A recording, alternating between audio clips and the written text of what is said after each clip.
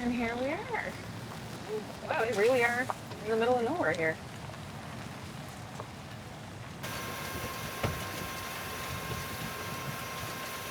What's more Nova Scotian than blueberries? Hello! Oh, hi. How are you doing? Good. How are You must guys? be Debbie. Yes, I am Debbie. It's a pleasure to meet you. Hi. Hello. Hi. Thank you for having us here today. Oh my heavens, it's going to be fun, I'm sure. Absolutely. So this is the blueberry farm? Yes. This is Barclay's Berries, yeah. Barclay's Berries. Yes, this side and that side. We picked this side here last week. You can tell because the field's starting to get that reddish tinge again, right? Okay. Okay. Yes, once it's picked and then the blue's gone and then it goes red. And Oh, I just see. I I never don't. thought about that. Yeah, we were discussing on the way up. Like we've picked blueberries as kids. Did you pick blueberries as kids? No. I didn't pick- Raspberries only. Right, and yeah. strawberries. So he's originally from Manitoba, but Okay. also Alberta. But I'm from Newfoundland, and I grew up picking my parents taking us off the side of the highway to go look for berries. Right, and- yeah. But I've never seen actual fields of them. Yeah, a little Right. easier to find them here. yes, it is. They're picking on this side if you want to go over let's there. do that. All right, The after you, harvesters let's and- go. Yeah, okay. This is so fascinating. Got a great day for it too, hey? Oh my heavens, after 2 days of rain. I know. Debbie, how long has your family been in the blueberry business? You're a multi-generational blueberry Well, farm? no, Harold's family, his father was in blueberries. So Harold, ever since he was growing up, like 5, 6, he can remember being in the field.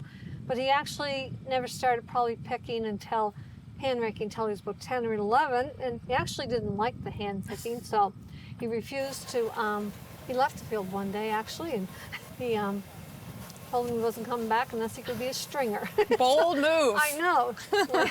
This is the harvester. This is the harvester, yes. And this is Harold driving the harvester? Yes, Harold's in the front one.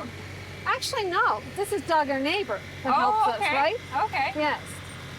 So Harold's on the second harvester. So those are two neighbors that come and help us every season. Oh, wow. Well, actually, Doug had since probably 2011. And Ian, he took over from his son, who'd done it for 9 years, and Ian took over. And So they're coming to they're unload coming what here they to got? Unload, yes. Oh, perfect Yes. timing. It is good timing. And then Harold's on the operation. second harvester, and our granddaughter Jessie's on the. So it's this piece that goes down and collects everything. This on the side? That's the picking head. Yes, you'll have to get on the harvester later and I mean, all right. exactly how that works, right? Yeah. Good morning. Good morning, how are you? I'm not too bad. How are you? I'm fantastic. Yeah, good day for picking? It is.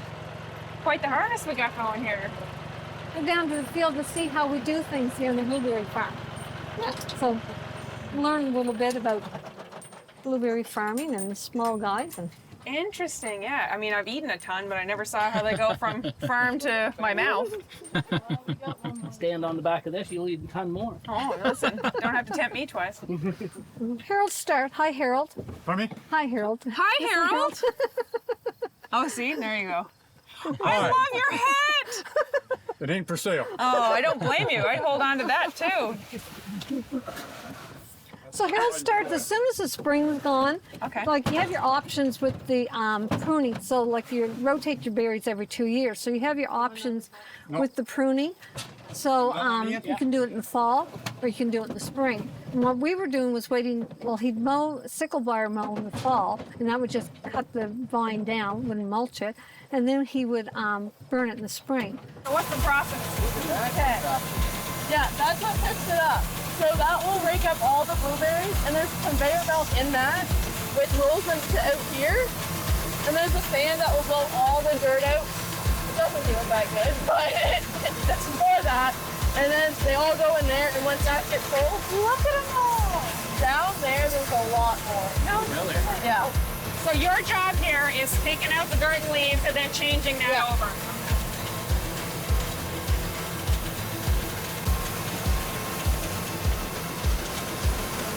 I can't get over the sheer volume of berries.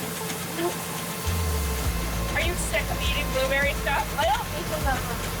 I used to all the time when I was in the back. I just get hungry, so I'd be like, take a little one. And then I think it was last year. They go, are you eating blueberries? I was like, no. And apparently my mouth is covered in blue and purple. I was like, maybe I was.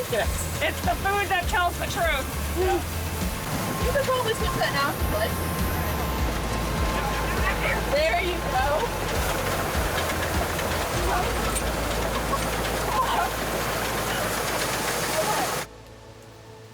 So was this here when you bought the land?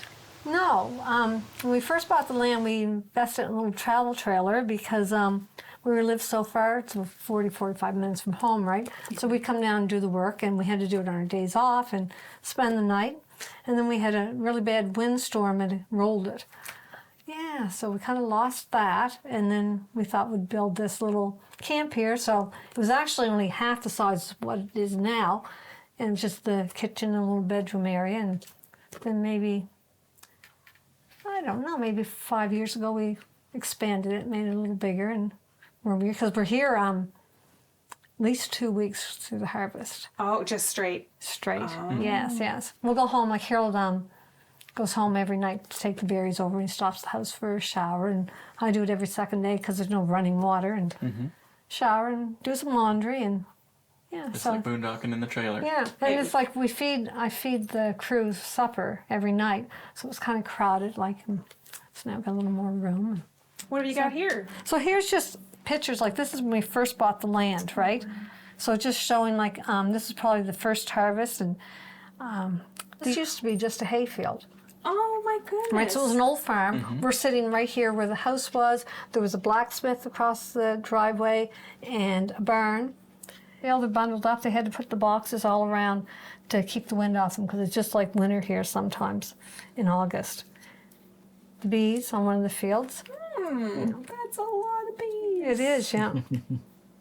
Oh my You have to have a goodness. blueberry muffin. I'm actually looking for which one is Harold the picked most. these blueberries for you yesterday. Thank you so much. You're welcome. Thank you so much. And don't forget to have a blueberry jam before you leave too. Take a bottle. Can do. All right.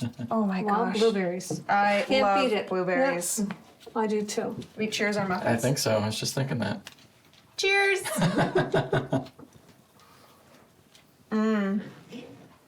Top notch. Very Thank you. good. All right. I will do labor for these any day. Okay.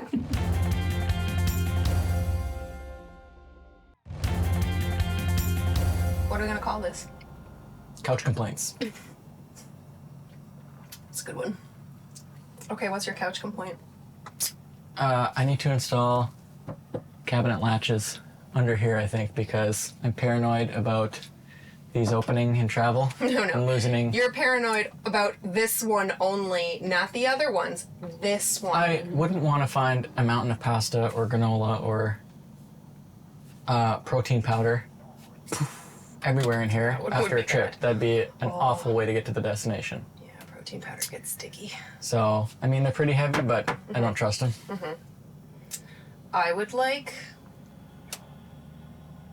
you to not leave your stuff around and go to the places that it goes. So I don't know what you're talking about. coats go there, not here. Garbage goes there, not up there. Says the queen of your work area being everywhere.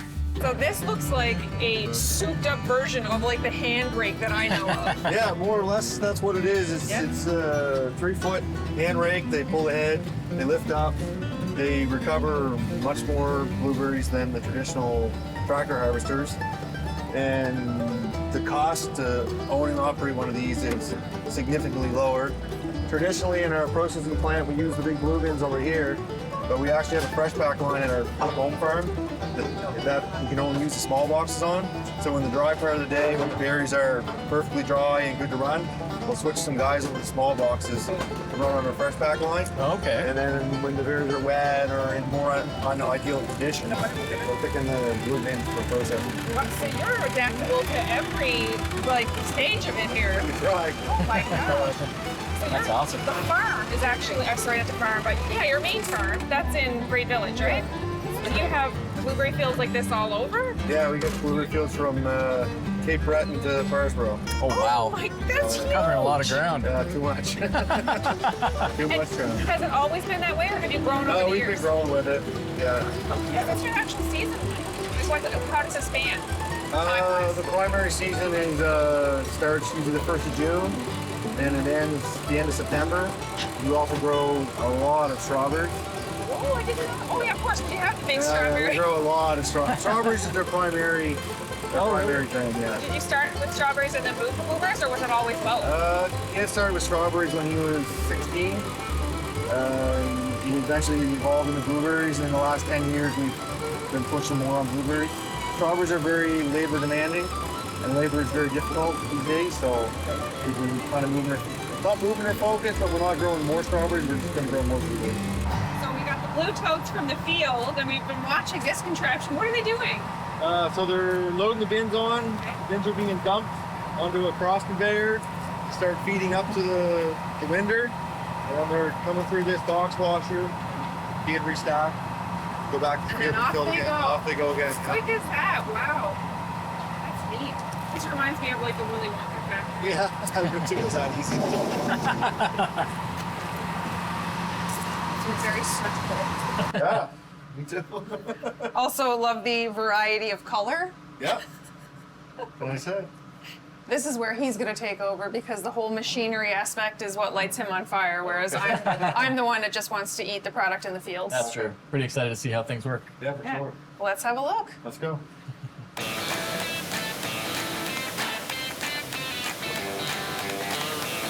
what's going on here? Well, carriers are coming in from the outside, under the business. They're being washed. And this tank here, it's a float tank. So the green berries will float, or the unripe berries will float. Some foreign debris like grass, stuff will float. It comes off to this bin. The berries travel through, and they're pumped up to the top. That looks like a lot of blueberries, though. There is a lot of blueberries in it. We will rerun it one time, and then after that, we consider it perfect. Where do they go from here? Water going into that. That's a nice little tunnel, but that's actually freezing the product. So we can look in there if you want. Yeah. There's your, everything's pumped up right there. We're pumping them up with that tank.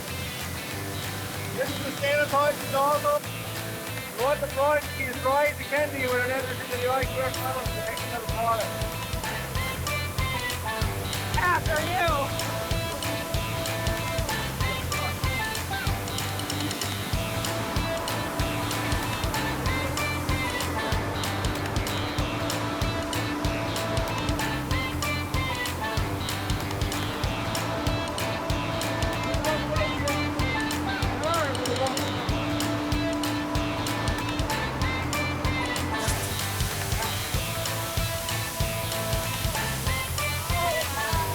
There's a screen with it, so the idea is the dairy rubs on the screen and knocks the stem off, right? There's two different size meshes in it, two different styles. I mean, you can see how much cleaner they are already from what you saw in the field. And they got more to go yet. When you see them in the field, you say, how am I ever going to do anything with this? And the big chunks that are undesirable will come off the top. The good blueberries come down, go through, and then the small ones that are missed from the 7 reel come down the bottom here to get the same thing. Man, how do you keep it all straight? There's like so many things going everywhere. Yeah, I guess you throw a label and put it away.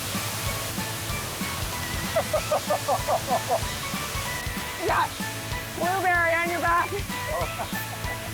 Blueberry shrapnel. You just go home at the end of the day and they fall out everywhere.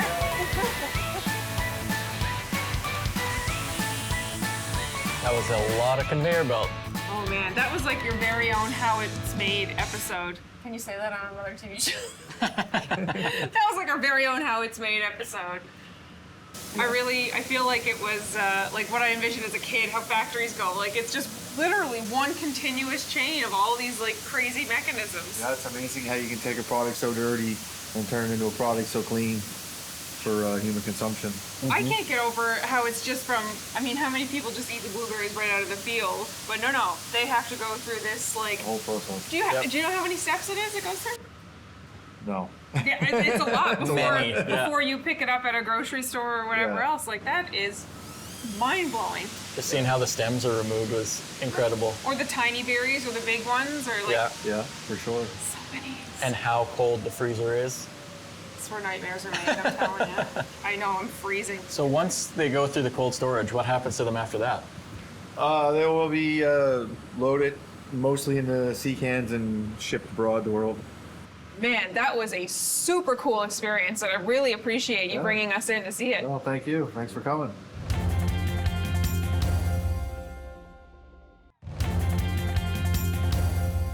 Harold was trying to do this all while he was working full-time on a blueberry field. So in 2014, he retired, right? Oh, yeah. But it was just getting too much. Like, our fields would need to be sprayed, or they need to be mowed, and yet they had to do it for, you know, his employment, for Yep. his boss, and it just got too much. So he retired, and I followed him in 2015. So Wonderful. this is our retirement home. I was like, this doesn't feel like what I'm imagining retirement is like. I know, but it's something that he loves it. He has to keep busy, right, Harold?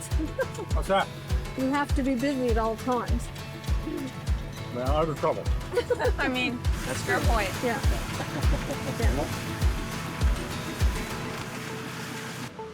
Eat Do you- more blueberries. Do you have a favorite way to eat blueberries? I fear what? Way to eat blueberries?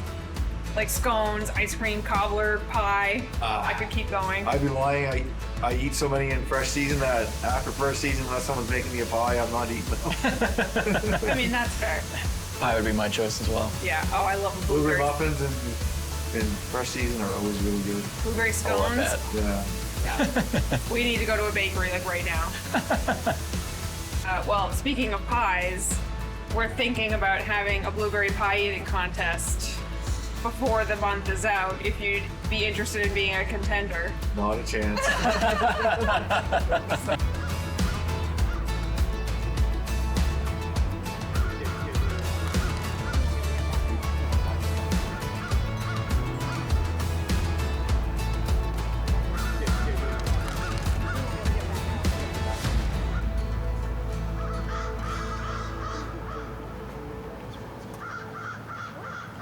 Welcome everyone. We are in downtown Truro for the first ever Trailer Travels Blueberry Pie Contest. We have our esteemed hosts, Tyson and Alicia. We have Truro famous Andre Mayette, old school Andre Mayette. And we have Turk. He is a tour guide from TNT Outdoor Adventures all the way from Cape Breton. And Jesse from Barclays Berries. Woo! So they're all gonna get into pies from Brookfield Bakery. We have 3 minutes. We have weighed each pie beforehand. They're gonna eat, and afterwards we are gonna weigh again and see who wins. See, I wasn't into this, and now the competitive edge is taking over. Like, let's go! It's aggressive, right? Yeah. All right, we are gonna count down. 10, 9, 8, 7, 6, 5, 4, 3, 2, 1, go! Oh my god! Okay, no plan. So we got some different strategies going on here. 4 people using forks. Andre decided just to go with his hands. Alicia's got it all over her face. However, funny enough, nobody decided to go face first into the pies. Jessie seems to be taking it quite carefully on her pie. I'm crying. We are down to 138. Keep it going. Andre seems to have pretty solid strategy going there. Picking up pace, folks. Pick up the pace, Alicia.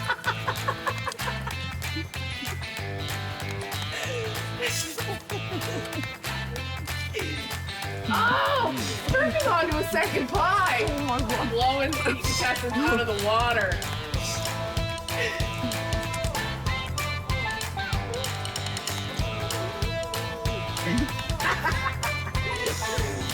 seconds left on the clock, contestants. Can anybody reach Turk? He is halfway through his second pie.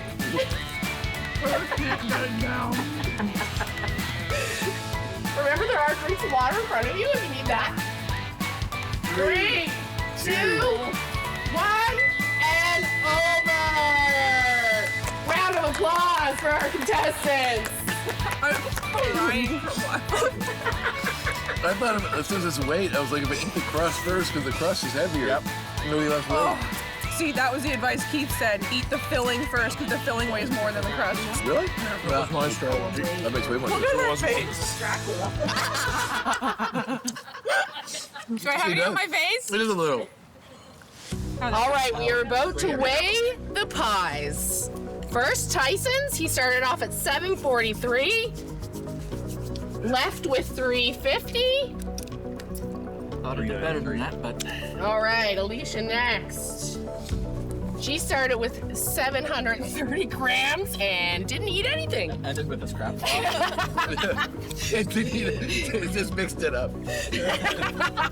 How come you play with your pie? More of a Ended with 470.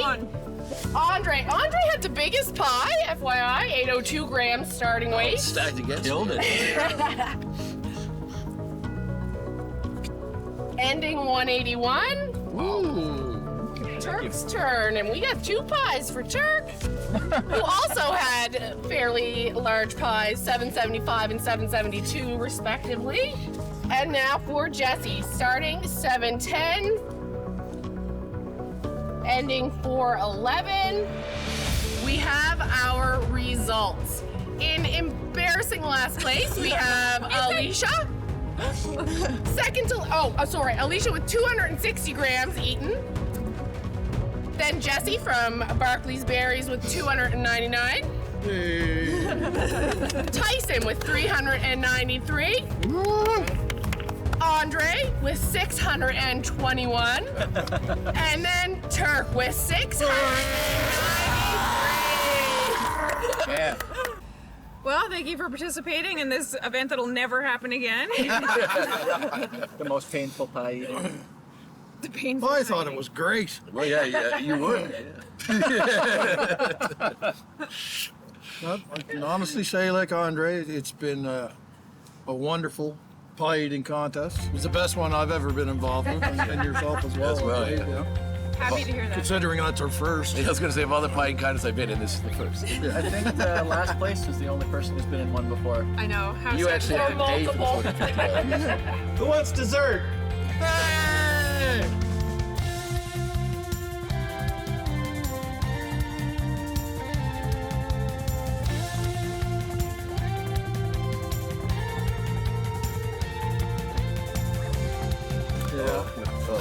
You better run. You better run. Steam everything. Run. You could run. You really have. I don't trust you. He's ready to take it here. I know. Flinched and everything. Dang it, That's all I didn't know what was wanted. going They're on. worried about staining their clothes. They weren't worried about our beards. Yeah, that's right. No, Can you imagine they're purple?